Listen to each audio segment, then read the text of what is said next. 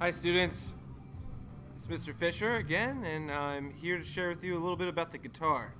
Guitar is a very cool instrument, one of my favorites. I enjoy playing it, but I also enjoy listening to it.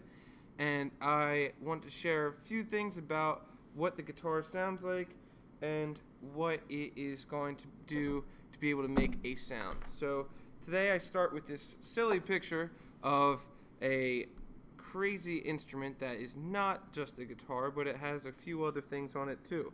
So first you have this headstock, that headstock, this one, and that one, and all four of those are actually different instruments put on an electric instrument. I'll ask you later if you can figure out what that is, but pretty cool instrument. You can tell about which one is which from the number of strings you see. And we'll share again. Like I said, we'll learn a little bit about that later. First, I'd like to share with you a little bit about the classical acoustic guitar. And this is where the guitar begins, and it gets its start from looking kind of like this. A classical guitar has a lot of the same things that we learned about with our ukuleles, but it definitely has a few things that are different. It is not as big as an acoustic guitar or sometimes an electric guitar, but it is a little bit smaller, and it has a much thicker neck. So if you were playing this instrument, it would be kind of tough to get your hands around it because the neck is thicker. So zooming in on it, you'll see has some of the same names that we used for our ukulele: tuning pegs, frets, the neck. You also have, instead of the sound hole, they use this the rosette, which is a space around the sound hole. And of course, the bridge is connected to our tuning pegs, like from before. Next, we have the acoustic guitar, and the acoustic guitar is going to sound a little bit different. We usually use the pick when we play with the acoustic guitar. You don't have to, but you usually do use a pick. And it has a sound kind of like that, where it will be pretty loud, pretty full. Notice how the body of the guitar is pretty wide. It's wider than a classical acoustic guitar, and it's definitely a little bit bigger. The neck is skinnier, but it is a different than your classical acoustic guitar. The acoustic guitar is probably one of the most famous instruments that is played, and you will hear it a lot in American folk music. And now I will pass along to get to our one of my favorite instruments, and that's the electric guitar. So I have a couple pictures here of some electric guitars, and you can see I can zoom in again on some of the same stuff that the classical and the acoustic guitar have. This instrument on the left is called a Les Paul, and on the right is called a Stratocaster.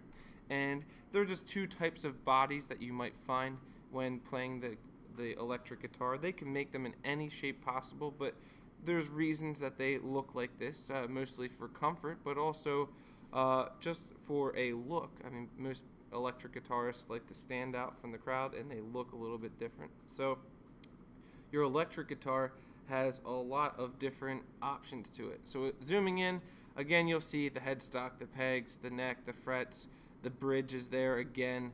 But you have, instead of a sound hole, you have pickups, and you'll have some knobs that go along with those pickups, and each pickup does something a little bit different.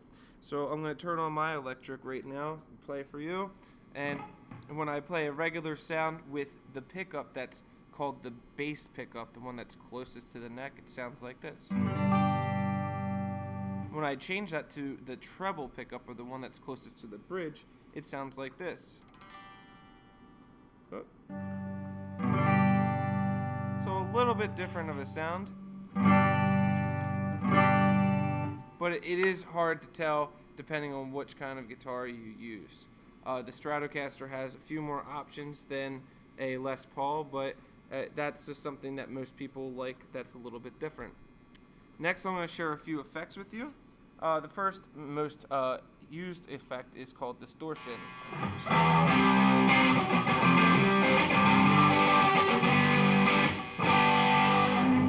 And you hear the difference between that sound and what you might hear with a clean sound, where it will basically comes from when they turned their amps up too high when they started playing music in the 50s and 60s. And when they turned the amp up too high, it broke the speaker, and that gave us our first distortion sound. And now we have electronics like this pedal that can give us a different sound. The next pedal I'm going to share with you is called overdrive. Very similar to distortion, but it basically is right before it, where it will not totally break the sound.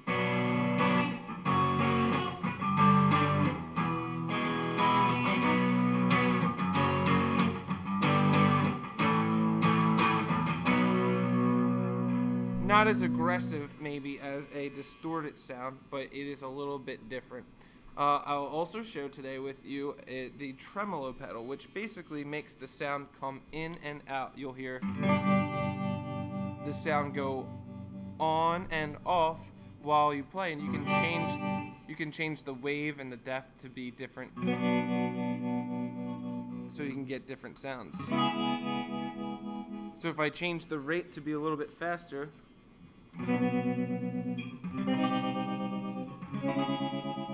that might be something you would hear in like a surfing movie.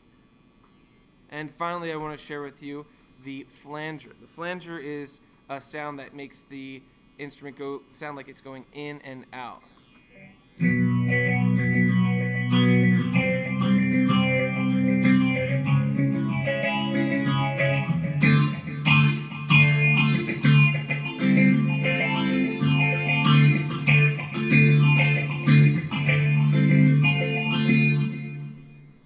Of course, you can put all these together and get some pretty cool sounds. Maybe some overdrive and tremolo with that would sound like this. I'll add the distortion for fun.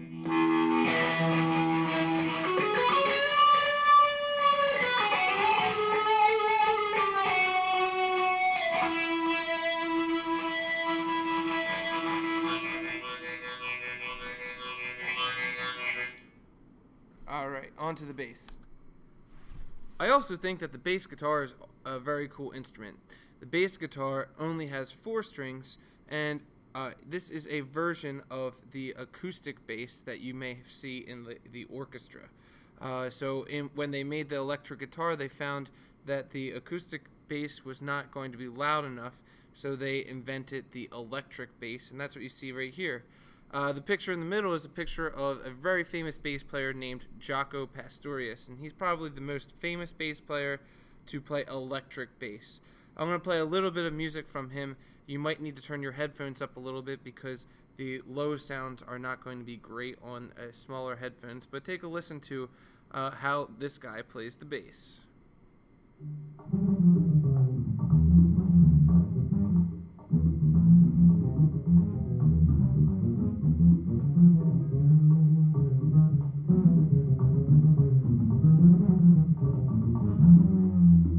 So a lot of people think the bass is an easy instrument, but it can be played with some pretty difficult music.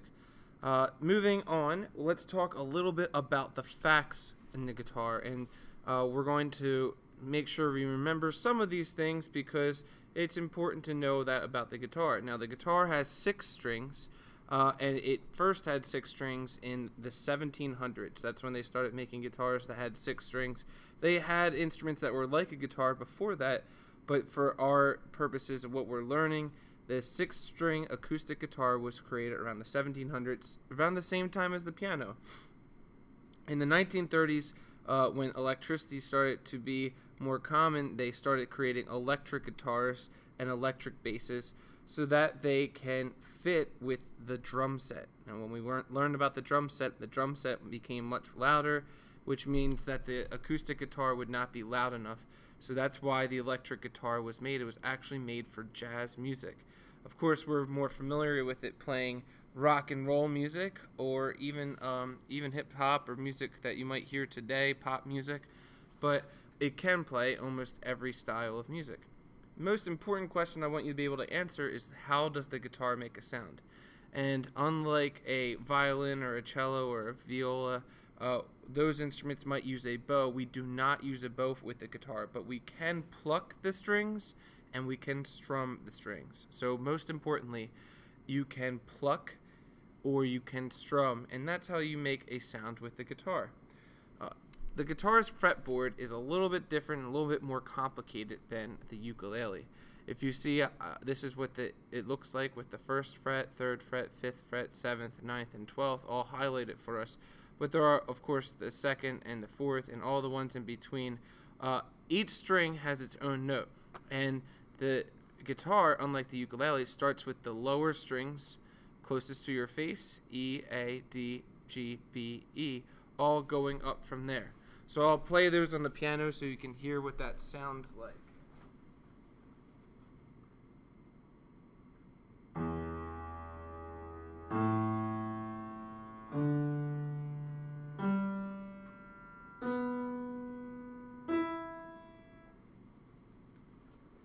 Each one of those notes is going to be a little bit higher than the next one, and you should be able to find them usually on the 5th fret to tune your own guitar.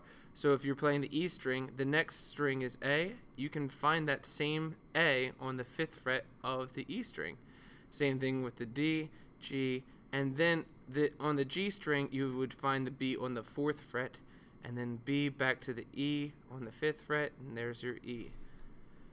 You can find these notes on the piano like I just played them, starting on this E, but then all the notes that go in between, so that each fret, an open E would be right here. The next string or next fret up would be F, and that would be the 1 on the F.